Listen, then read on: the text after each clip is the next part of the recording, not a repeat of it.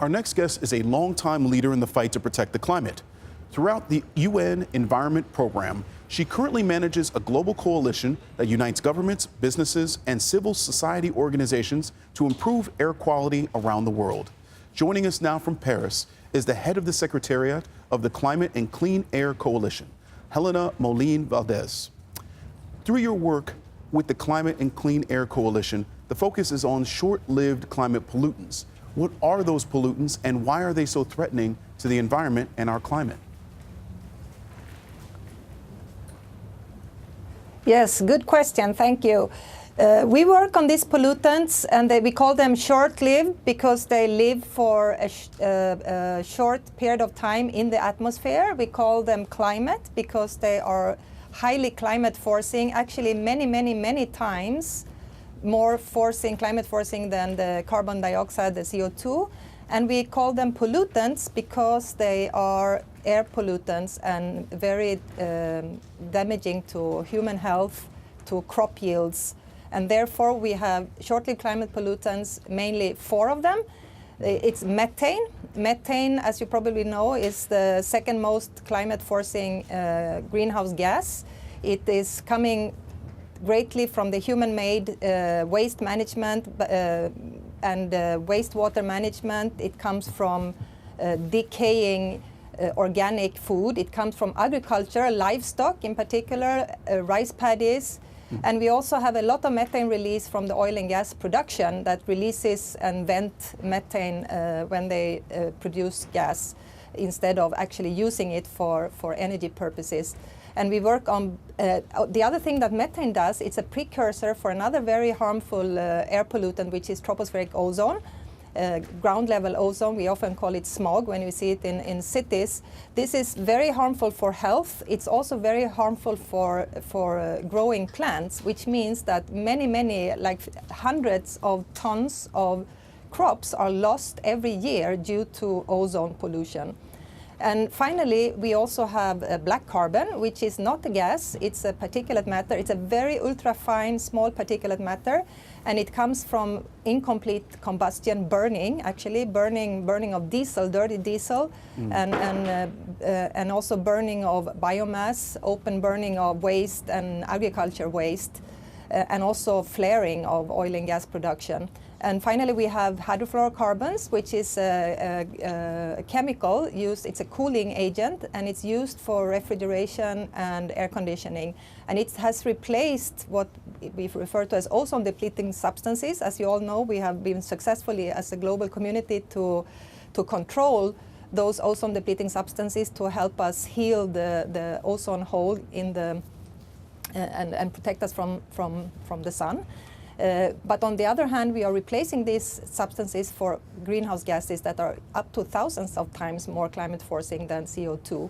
And this is a very big race for improving our capacity to keep cold, and especially now, as we saw from the video, the fact that heat waves are increasing and climate is warming, that also creates a lot of new needs for refrigeration, for air conditioning. And we also need to identify how we can reduce these pollutants while we at the same time are very efficient with energy efficiency means. There is actually 1 billion of people now being recently identified as being the next generation that requires air conditioning or cooling devices in the most vulnerable countries and the most exposed countries. So this is what we do as a Climate and Clean Air Coalition. We have solutions. There are between 16 and 20 very concrete solutions, cost-effective solutions that could be applied immediately, and that's why this coalition came together to find the ways of really scale up these solutions for the benefit of people.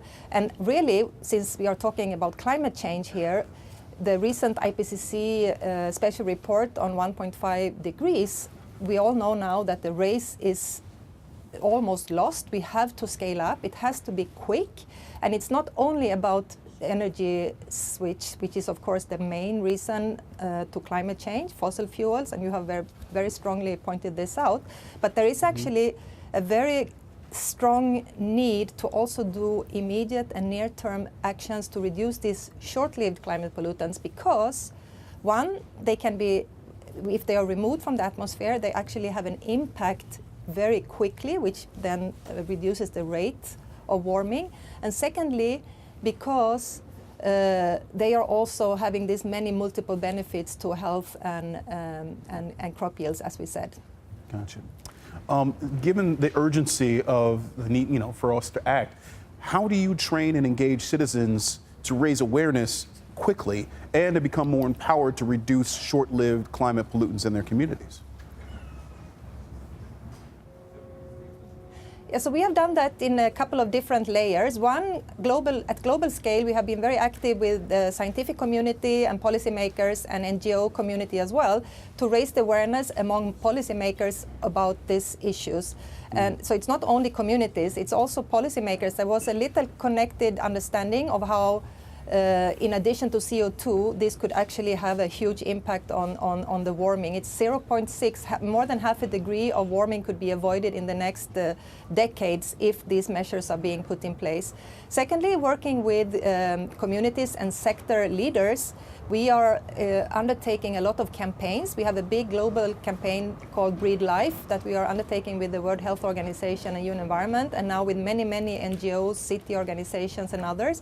But we also have campaigns called Burn Right to try to avoid open burning, working with farming groups and societies in the Andes, for example, in India and other places to introduce new farming practices. We do the same in other areas, for example, with brick kiln owners and with community organizations to help improve waste management and recycling. And we are also, of course, as many others, in the end, it's many behavior changes starts when you're young. So we are trying to also make the most of transforming the knowledge products that are being generated through the different sectors to transform them into educational material and work with schools and other youth groups. And as I said, one very important and powerful tool that we have used is campaigning, putting the information out there, working with the World Health Organization and their health impact databases and turning them into very understandable pieces of information that are available online, are available on websites, are available on social media, and to create a movement of communities that can connect up together and work on common messages for clean air and climate action, and actually combine these two into one strong message, because we need, the urgency is there for both of these issues.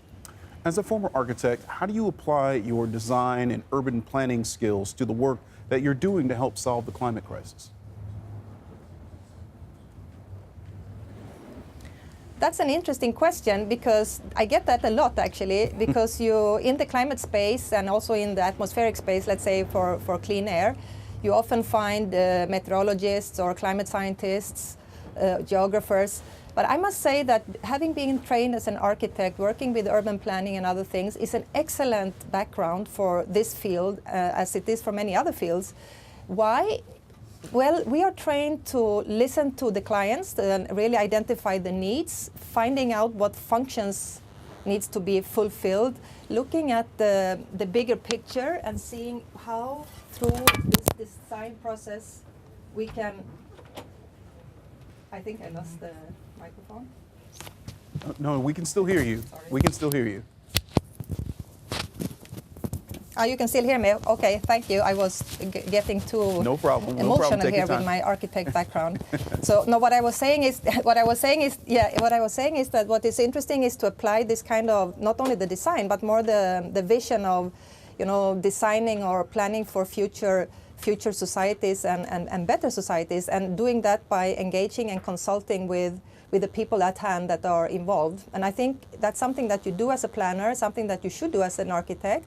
And if you apply that also, in my case now as a UN official or working in a coalition, where we try to design platforms where people can meet, where people can talk, and where people can actually create this change and design these futures from a perspective of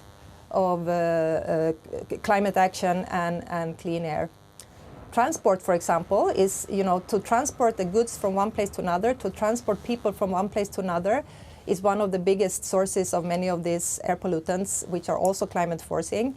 And as a planner, we can do a lot of things to avoid congestion, to improve the capacity to cycling, to walking, to make safer urban space that creates, and with more green space as well, which then becomes also a climate adapted space to live in. And when it comes to buildings, of course, many of the things that we are working on as a climate community and as an air quality community has to do with better sustainable buildings, using better building materials, more sustainable building materials, but also to plan in such a way that the need for cooling or heating, for that matters, can be included in the design, made more sustainable, and also to have better insulation, more energy efficiency, and maybe use paints like white paint on roofs, for example, to reflect some of the heat. So there are many things to be done, and I would really recommend all my fellow colleagues, architects, urban planners, engineers. The future is low carbon development, and you and we have all a very important role to play in this society. Thank you very much, Ms. Valdez.